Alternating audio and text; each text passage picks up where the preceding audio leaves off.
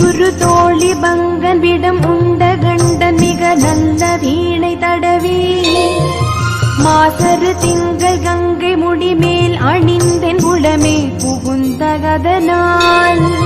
ஞாயிறு திங்கள் செவ்வாய் புதன் வியாழன் வெள்ளி சனி பாம்பிரண்டும் உடனே ஆசரு நல்ல நல்ல அவை நல்ல நல்ல அடியார் அவர்க்கு மிகவே